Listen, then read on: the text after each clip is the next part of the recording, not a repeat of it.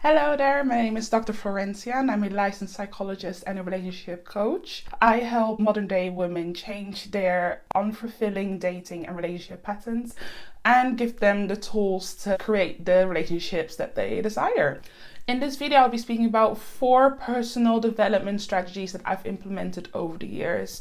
I call them strategies, but if you break it down, it's more so a lifestyle change. Why I think it's so important to discuss self-improvement when it comes to dating is because, as most of you would know, is that us as human beings, we tend to recreate relationship patterns that we are familiar with.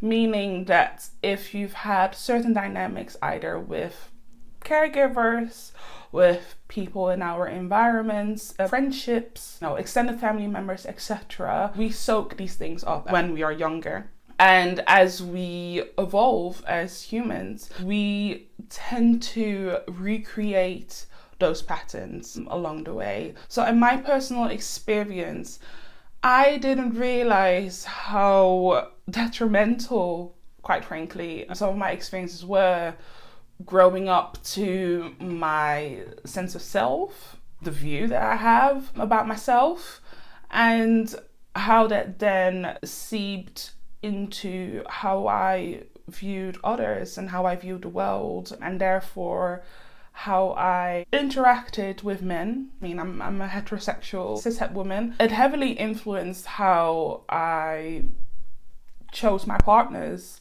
but also how I positioned myself when it comes to dating. And I will go into that in a bit more detail as I go along.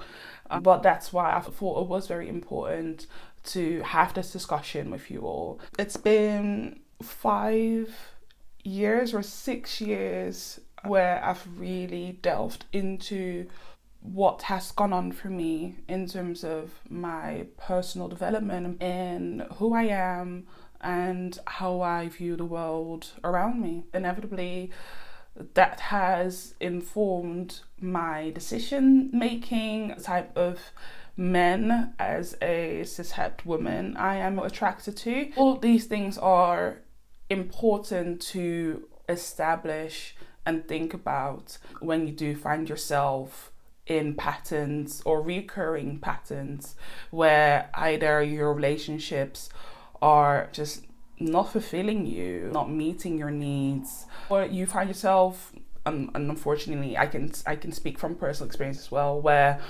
you find yourself in very violent or neglecting relationships, or emotionally neglecting relationships, and you're just not quite sure why. You can't quite sure pinpoint why that keeps happening, no matter what you try or do or not do. It wasn't until I had gone through therapy with multiple therapists, mind you, so I've tried multiple modalities, why it is what I do, or what it is that I do, what it is that I am seeking, and why I'm seeking it, so that I'm then able to make an informed decision, but also I'm able to attend to whatever it is that I'm needing at those moments when I make those decisions. So the first thing is therapy. As I've mentioned previously, I greatly appreciate therapy. Therapy was not only something that was important for me to learn about myself, get to know me, and delve deeper into how I got to where I got to, in life, and what has shaped me in the way I am now. But also it helped me to understand in the different ways I was keeping myself stuck, or the different ways in which how I felt like I was stagnant in life. And some of the issues that came to the fore was because of my childhood experience of being emotionally neglected, not having great relationship with my parents, raised in 2 households, raised by parents of Ghanaian heritage first generation migrants, obviously having very high expectations of me and me struggling to meet that. And on the other hand, in the other household, I was raised by white, well, not quite middle class, so still working class, but or upper working class, if that's a thing. That was a polar opposite experience. They were quite affirming, they were very loving, especially my foster mother. I had a really good relationship with her. I saw her as my proper mom, basically. It was a very loving environment. However, I went to school there.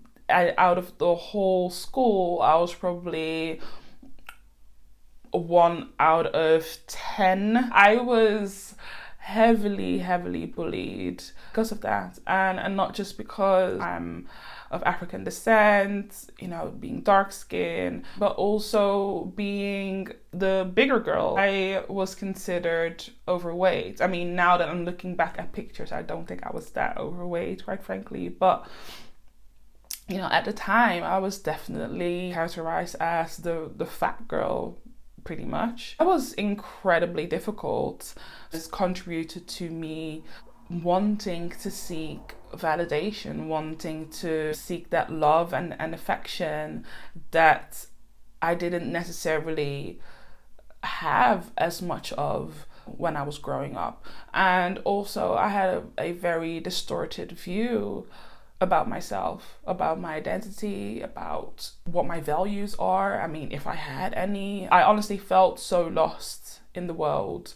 Well, in my experience anyway, when I felt like I wasn't really belonging anywhere and I was struggling to make and sustain meaningful relationships, and not just on a romantic sense, but on a friendship level as well, like I struggled to feel like I could make friends. And when I did make friends, I had a group of friends that I was quite close with when I was growing up. But even then, I felt like I was the outsider. I felt like I was different. And it was partly because I was, different, to be fair. And I had a different experience than my friends at the time. That just left me always feeling quite isolated and alone. And I've had friends that would just fall out with me and over all sorts of things. I always felt like I was shortchanged in terms of the people that I had in my life. So when you feel like you're lacking, you then seek to fill those gaps in ways that are not necessarily that helpful. In romantic relationships, I was drawn to men who were readily available to fill in those gaps, give me that attention, give me that affection, but they were not necessarily the right fit for me, or they didn't treat me very well. But because I felt quite alone in this world, I was willing to put up with the mistreatment rather than setting boundaries for myself more than anything, and prioritizing my needs, my wants, my desires. So that is what kept me stuck. So the second thing is practicing self-love. And I don't mean this in the whitewashed, commodifying way. What I mean is to practice intentional wellness. So let me give you an example. And most plus size people can relate to what I'm about to say, but the on and off dieting and going to the gym or exercising, not because you want to or because you enjoy it, but because you want to punish yourself, and you're doing it because you want to lose weight. It's more so that you feel like you're suffering when you're going to the gym rather than actually, enjoying being there. I had to sit myself down and think, well, I've been going to the gym for years, and there has not been a period in time when I actually enjoyed it. So why am I continuing to torture myself? What is it that I really want to gain? And that was a process, it didn't happen overnight. But what I came to realize is that when I do go to the gym and I am consistent, consistent meaning, not going every day, but at least, let's say, twice a week, 3 times in a week, in a way that is manageable for me, that makes me feel better in my skin. Like, I just feel a lot healthier when I do exercise, and when I do have a daily routine. It makes me feel productive. I can definitely sense a major difference in my mental health or in my mental state if I, wake up at 5 o'clock or 6 o'clock in the morning, go to the gym for an hour or so, come back, get some work done, than if I sleep at like 1 or 2 o'clock in the morning, wake up at 9 or 10 in the morning. I just don't feel like myself when I have those days. And granted, I do give myself grace and allow those days to happen because, you're human. So being intentional about going to the gym, having my morning routines, that is what helps my mental health, and that is what I need. But what also helped me was, this may be a bit of a stretch for some, but I'm just saying what helps me, right, is to take pictures of myself in lingerie. Yes, you've heard it right. Taking pictures of myself in lingerie in my house, that has really helped to boost my self-confidence, because when I put my makeup on, and at the time I was wearing wigs, so I would style my wig or new sets of lingerie into context. I was influencing for some brands. These brands expected content, weekly basis, if not, every other day. So most days I was, running around in my house, in bikinis or in lingerie or whatever, and taking pictures. Just taking those pictures and having to analyze those pictures, edit those pictures, having to just look at all of my imperfections, if you like, the features that make me, and appreciating that and embracing that, feeling really sexy while taking those pictures. That, although yes, being an influencer for brands is stressful, but at the same time, it did really help me embrace my body. If you do feel like you're lacking confidence, if you're not really feeling attached to your body, I would say set up photo shoots in your house. It doesn't have to be expensive. You don't have to buy equipment and all of these things. Just take pictures of yourself in your house. Do that and see how you like it. And mindfulness practice can be life-changing. It can honestly be life-changing. The way that I practice mindfulness is sensory mindfulness, nice scents or touch. Take a shower, I don't just go into the shower and just do whatever I need to do and then hop back out. No, I actually slow down the process. I take in the different aromas I can smell. I take in the temperature of the shower, the temperature of the water, on my skin. How does that feel on my skin? How is my skin reacting to it? All of these different elements that we maybe just normally we would take for granted or not even pay attention to, just slowing down and being present in the moment as all of these things happen, and you get to experience that in and of itself just makes the whole shower experience, it just levels us up from, maybe an average 3 to a 10. All of these different things just helps it elevate it so much more. So appreciating all of that as it happens can be such a spiritual experience, really. I know, I'm not exaggerating. Try it.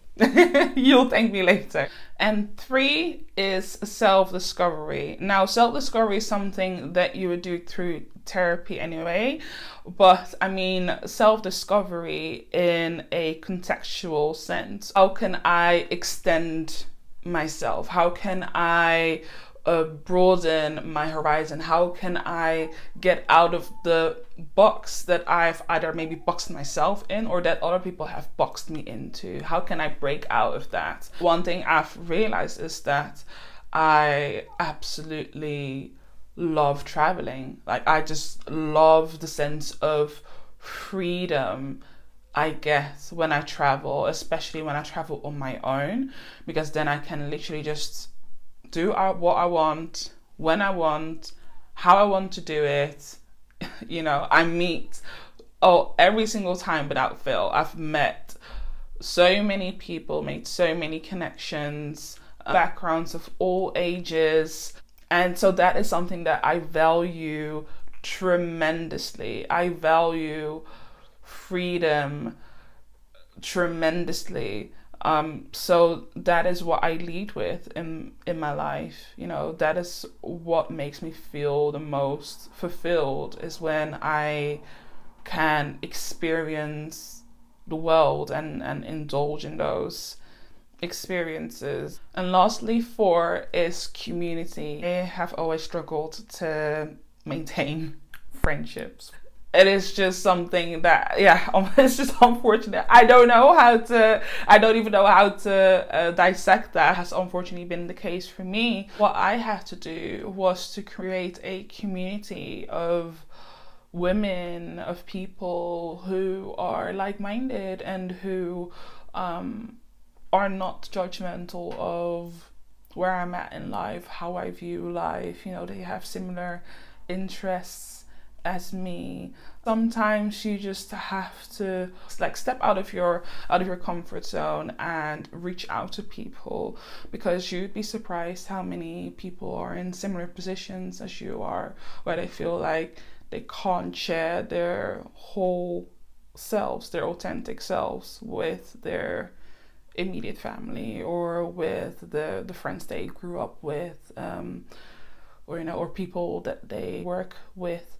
So sometimes you just have to create that family or that community yourself. You may actually feel quite pathetic initially. I definitely did. I felt quite pathetic because I was thinking to myself, my gosh, I'm in my 20s. I mean, I'm almost 30 now, but I'm in my 20s and I hardly have any friends, and I'm pretty much a loner, and I don't know why. I don't know why. I kind of had to shake that off and think, well, if I'm in this position, surely there are other people out there who may want to connect, because surely I can't be the exception. I can't be the only one in the entire world who is experiencing this. I signed up to Bumble, the friends or BFF, I don't know what's called, feature. I started swiping away for friends, but one of them became a really, really good friend, and she had a network of other women who had similar interests, and she linked me in, and that was the end of that. I developed a group of friends who I go out with, who I go to festivals with, who I just chat to on a day-to-day. It's fantastic. And on another occasion, I went onto a trip. I went on a solo trip to Orlando for a festival, and I met a friend there. Well, no, not a friend. I met a girl there, and we clicked, and that just blossomed into a beautiful, beautiful friendship, and I love her so much. And we've traveled together, a few times since then, and she visits me in London, I visit her in the US, in Florida. So again, it's just testament to, if the people in your immediate environment don't appreciate you, there are other people in the world who will. So that's it, guys. Thank you so much for watching. I hope it was helpful. If you want me to expand on any of the points, please leave a comment below, because I would be really curious as to what you may find interesting about the video. And you know, if you have any questions, I'm more than happy to answer. So please do leave a comment. And before you go, do you ever wonder what to do when a guy hasn't texted you back yet? I know. We've all been there. I know how it feels. We've all been there. But worry not. I've got a workbook. It's called The Power of Pause, which you can download for free. I will link it in the description below. All you have to do is put in your name, your email address, so I can send it to you. Give it a try and let me know what you think, of course. That's it for today, and I'll see you in my next video. Bye bye.